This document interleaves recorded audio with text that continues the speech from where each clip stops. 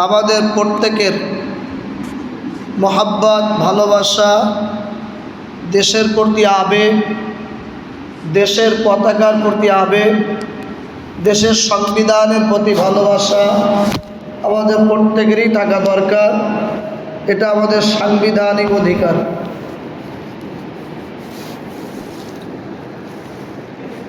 আল্লাহ রাব্বুল আলামিন কোরআন শরীফ থেকে আমি একটি আয়াতে কারিমা তেলাওয়াত করেছি। আজকের আমার বয়ানের বিষয়বস্তু, মূল আলোচনা যে আমরা ভারতকে ভালোবাসি কেন। বিশেষত একজন ইমানদার হিসাবে, একজন কোরআন প্রেমিক হিসাবে, হাদিস প্রেমিক হিসাবে, নবী প্রেমিক হিসাবে আমাদের অবশ্যই মনে রাখা দরকার কোরআন ও সুন্নাহর আলোকে আমাদের ভারতবর্ষের ভূমিকা কতটুকু। কোরআনে কি ভারতের কথা আছে? হাদিসে কি ভারতের কথা আছে? আমি একটি আয়াতে কারিমা তেলাওয়াত করেছি, 26 পারা সূরা হুজরাত। আল্লাহ রাব্বুল আলামিন বলেন, ইন্না খালাকনাকুম মিন যাকারিন ওয়া উনসা। সর্বজনীন স্বীকৃত, সবাই এটা মানবেই, ও নাস্তিক হোক আর আস্তিক হোক, ও আল্লাহ মানুক আর নাই মানুক, এই কথা সবাইকেই স্বীকার করতে হবে যে আমরা পৃথিবীতে কেউ একা একা আসিনি। একটা মাধ্যমের মাধ্যমে আমরা এসেছি, ওসিলার মাধ্যমে আমরা এসেছি। আমাদের বাপ মার থেকে আমরা এসেছি, নাকি আকাশ থেকে সবাই একটু কষ্ট করেছে? আমার বাপ মাও তার বাপ মা থেকে এসেছে, তার বাপ মাও তার বাপ মা থেকে এসেছে। এমনি করেই পৃথিবীতে একজন প্রথম ছিলেন, এক পুরুষ আর এক নারী, তার থেকেই বাচ্চা কাচ্চা, তার থেকেই আলাউলাদ। তো সবাই জানে এই পুরুষটার নাম, ইনি হলেন আদম আলাইহিস সালাম, আর আমাদের আম্মা হযরতে হাওয়া আলাইহিস সালাম। জান্নাত থেকে আল্লাহ রাব্বুল আলামিন আদম নবীকে দুনিয়ায় পাঠিয়েছিলেন, আমরা সবাই জানি। সেটা দুনিয়ার অন্য কোথাও নয়, পৃথিবীর আর কোনো জায়গায় না, ওটা হলো ভারতবর্ষ। তাহলে ভারতবর্ষের প্রথম নাগরিক, প্রথম সিটিজেন, যিনি ভারতবর্ষে পা রাখলেন, ইনি প্রথম ভারতের মানুষ। শুধু ভারতের কেন, গোটা পৃথিবীর ইনি প্রথম মানুষ। আজকে মানুষের আগমন, সেই দেশের নাম হলো ভারতবর্ষ। তিনি আমার আদি পিতা, তিনি আমাদের প্রথম বাপ আদম আলাইহিস সালাতু ওয়াস সালাম। কোথাকার বাসিন্দা? আমার ইন্ডিয়ার জমিনের বাসিন্দা, আমার ভারতের বাসিন্দা। সুতরাং কোরআন বলছে বাপকে ভালোবাসা মানে বাপের জায়গাটাও ভালোবাসা। আমরা ভারতকে অবশ্যই ভালোবাসি। আমার বাপের প্রথম ভিটেতেই দুশ্মন যাই বলে বলুক, আমরা বাপের ভিটেই বাস করি। একদম পাক্কা সাচ্চা কথাবার্তা না, আব্বার ভিটেই বাস করি আমরা। বাপ রেখে গেছে আমাদের জন্য। আবার অনেকে বলে মানুষ বাঁদর থেকে তৈরি। যারা বলে মানুষ বাঁদর থেকে তৈরি, আসলে যারা আমরা মানুষ থেকে তৈরি। ওই যারা বলেছে মানুষ বাঁদর থেকে তৈরি, পুরা বাঁদর থেকে তৈরি। আমরা না, তোমরা যারা বলেছ আমরা মানুষ বাঁদর থেকে তৈরি, তোমরা বাঁদর থেকে তৈরি, আমরা না, আমরা মানুষ থেকেই তৈরি। বাঁদর থেকে মানুষ হবে কেন? আচ্ছা, যদি বাঁদর থেকে মানুষ হতো, এখন বাঁদরগুলো কাছে কাছে কেন? সে বাঁদরও তো একটা একটা মানুষ হবে তো। বরং বাঁদর থেকে মানুষ হয় না, মানুষ থেকে অনেক কেউ বাঁদর হয়। যেমন তোমরা ওই কটা বাঁদর হয়েছে। তোমার ফর্মুলা পাল্টিয়ে দাও। বাঁদর থেকে মানুষ হয় না, মানুষ থেকে কেউ কেউ বাঁদর হয়। তবে ওটা শারীরিকভাবে না, শরীর যেমন থাকে তো তেমন। ওটা চারিত্রিকভাবে, আখলাকিয়াতভাবে তোমার চাল চলো, তোমার চরিত্র, তোমার কথাবার্তারা বাঁদরের মতো। নাহলে সে কেউ এরকম বলে আমরা জল জ্যান্ত পাপ্পা থেকে তৈরি, ও আমাদের মধ্যে বাঁদর থেকে তৈরি। আশ্চর্য ঘটনা লাগে একবার।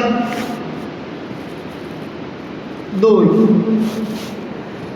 আমরা প্রত্যেকেই জানি যে আমাদের দেশের সুসন্তান গত কয়েক বছর আগেই আমাদের শিয়াবুদ্দিন ভাই ভারতবর্ষের গভর্নমেন্টের সহযোগিতায় ভারত থেকে পায়ে হেঁটে আরব আল্লাহর কাবা বাইতুল্লাহ নবীর রওজা জিয়ারত করলো পায়ে হেঁটে।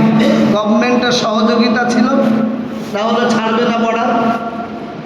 ভারত গভর্নমেন্টের অবশ্যই ধন্যবাদ দেওয়া দরকার, এই ছেলেটাকে যাওয়ার অনুমতি দিয়েছে।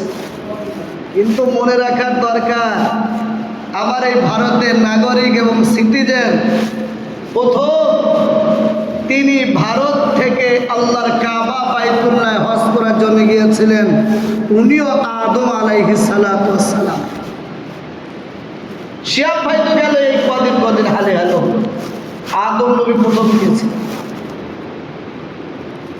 মনে রাখার দরকার, আল্লাহ রাব্বুল আলামিন আদম নবীকে যখন ভারতে পাঠাচ্ছেন তো একা একা তো পাঠাবেন না, জিবরাইল আলাইহিস সালাতু ওয়াস সালামের মাধ্যমে আল্লাহ আদম নবীকে পাঠিয়েছিলেন। আল্লাহর ফেরেশতাদের মধ্যে আল্লাহর কাছে সবথেকে মুকাররব ফেরেশতা এবং সবথেকে আল্লাহর কাছে পছন্দনীয় ফেরেশতার নাম হলো হযরত জিবরাইল আলাইহিস সালাতু ওয়াস সালাম। তিনি আমাদের ভারতবর্ষের জমিনে পা রেখেছেন। কেন আমরা এই দেশকে ভালোবাসবো না? আমার নবীজি বলতেন, আমি ভারতের সুঘ্রাণ, আমি ভারতের শীতলতে আমার নাকে গন্ধ পাচ্ছি। নবীজি আরবিতে বলতেন আল হিন্দ, হিন্দুস্তান, ভারতবর্ষ। নবী পাক জবান থেকে বলেন। মনে রেখো, একটা যুদ্ধ হবে, সেই যুদ্ধে আমি রসুল যদি জীবিত থাকি আমি ভারতের হয়ে যুদ্ধ করব, হিন্দুস্তানের হয়ে যুদ্ধ করব, গজওয়াতুল হিন্দ। যদি ওই যুদ্ধে আমি শহীদ হয়ে যাই, আমি মারা যাই, আমি শহীদ বলে গণ্য হব, আমি শহীদ বলে গণ্য হব। যদি জয়লাভ করি আমি গাজী বলে গণ্য হব, বিজয়ী বলে গণ্য হব। ভারতকে নবীজি ভালোবাসতেন। তাহলে আদম আলাইহিস সালাতু ওয়াস সালামের পা, জিবরাইল আলাইহিস সালাতু ওয়াস সালামের পা আমাদের এই ভারতবর্ষের জমিনে। এই থেকে আমরা ভারতকে অবশ্যই কোরআন শরীফ যেহেতু আদম নবীকে ভালোবাসতে বলেছেন, তাহলে আদম নবীর ভিটে, আদম নবীর বসতিকেও ভালোবাসা আমাদের জন্য জরুরি। আসেন, মুঘল সাম্রাজ্য এখানে প্রায় 700 থেকে 750 বছর রাজত্ব করেছে। বাবার হইল আবার জ্বর, সারিল ঔষধে। যারা স্কুলের ছাত্র ওরা জানে, বাবার হইল আবার জ্বর, সারিল ঔষধে। বাবর, আকবর, হুমায়ুন, জাহাঙ্গীর, শাহজাহান, আওরঙ্গজেব। আজকের ইতিহাস খুললে দেখা যাচ্ছে, ইতিহাসের পাতায় লেখা আছে। আপনারা জানেন যে ইতিহাস আজকে বিকৃত হয়ে গেছে, ইতিহাস আজকে কলঙ্কিত হয়ে গেছে। সেখানে লেখা আছে, ছোটবেলায় যখন স্কুলে পড়তাম তো ওইখানে বাৎসরিক একটা অনুষ্ঠানে, সাংস্কৃতিক অনুষ্ঠান, সেখানে অভিনয়ের মাধ্যমে দেখানো হতো যে বাদশাহ আওরঙ্গজেব তার বাবাকে বন্দি করে রেখেছে, শাহজাহানকে। এবং আমার যুবক ভাইয়েরা যারা একটি স্কুলের সঙ্গে, ওরা সবাই জানে যে আওরঙ্গজেব তার বাবাকে বন্দি করে রেখে রাজত্বটা দখল করে গেছে।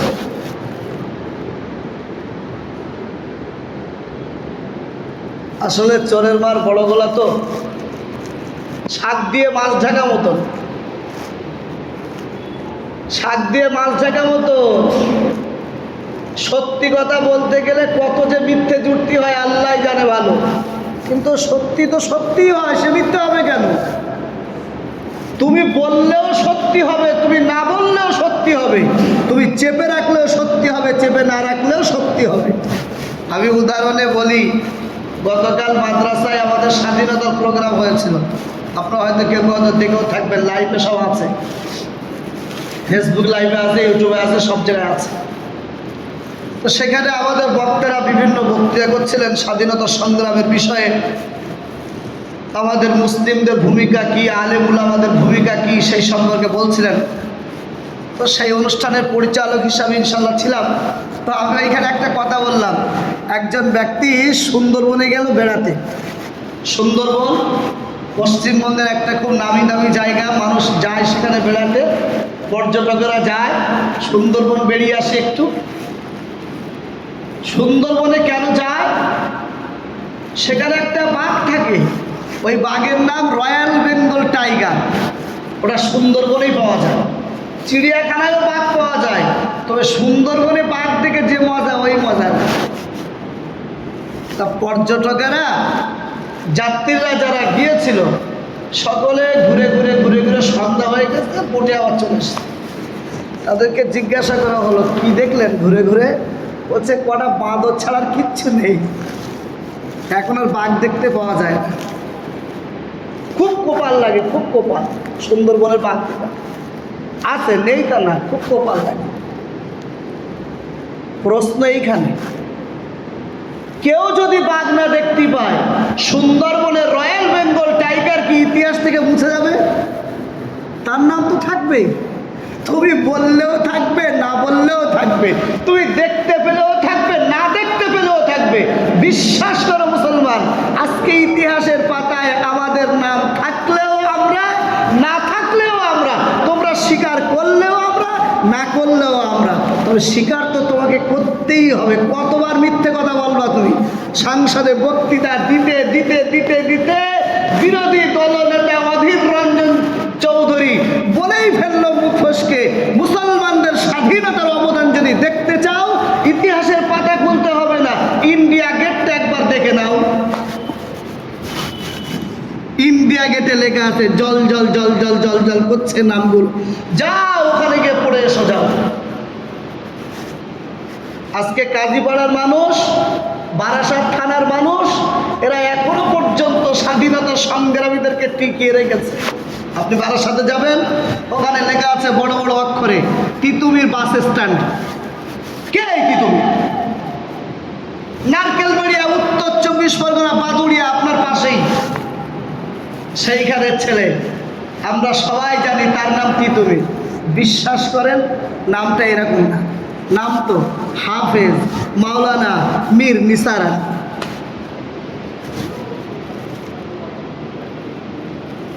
ও তো ওটা বলবে না, নাম হাফেজ মাওলানা নিসার আলী, নাম হয়ে গেল তিতুমির। একটা ব্যঙ্গ শব্দ, ইংরেজরা ব্যঙ্গ শব্দ হিসাবে ডাকত, এখন সেটাই ফেমাস হয়ে গেছে, সেটাই পরিচিতি লাভ করে ফেলেছে। আজকে সবার কাছে ওই নামটাই। তারপরেও সেই নামটাও এখন জল জল করছে বারাসাতের বুকে, মানুষ তাকালেই দেখতে পায় এই সে সুসন্তান উত্তর 24 পরগনার নারকেলবেড়িয়ার বাদুড়িয়ার তিতুমির। উনি একজন হাফেজে কোরআন, আলেমে দিন, দেশকে স্বাধীন করার জন্য একটা দুর্গ তৈরি করেছিল, ইংরেজ দেশটা ভেঙে দিল, তাকে শহীদ করে দিল। দাও না, শহীদ করে, অসুবিধা, কিন্তু ভারতকে আমাকে স্বাধীন করতেই হবে। এখন ইতিহাসে কি লেখা আছে না লেখা আছে বড় কথা না, সে তো সবাই সারা দুনিয়ার মানুষ জানে। কিন্তু এইটা আমার যুবক জানতো না যে ওই লোকটা একজন হাফেজে কোরআন, একজন আলেমে দিন। আজকে যাকে আমরা দারুল দেওবন্দ বলে চিনি, ভারতবর্ষের পরিচয়, ভারতবর্ষের মান উঁচু করে গোটা বিশ্বের মাঝে একটা দারুল দেওবন্দ যথেষ্ট। গোটা পৃথিবী যাকে এক ডাকে চেনে, এক বাক্যে চেনে, দারুল দেওবন্দ বিশ্ববিদ্যালয়, ভারতের ঐতিহ্যবাহী একটা প্রতিষ্ঠান, তার নাম দারুল দেওবন্দ। গোটা পৃথিবী চেনে যাকে। সুতরাং গোটা পৃথিবীর কাছে ভারতের মান উঁচু করার জন্য আর কিছু থাকুক আর না থাকুক, একটা দারুল দেওবন্দ আছে। কি এই দারুল দেওবন্দ? এই দারুল দেওবন্দ হলো স্বাধীনতা সংগ্রামের চেতনার ঘরের একটা নাম, হলো দারুল দেওবন্দ। যার প্রতিষ্ঠাতা মাওলানা কাসেম নানতবী রহমাতুল্লাহ আলাইহি। ডালিম গাছের নিচে মাদ্রাসা হচ্ছে।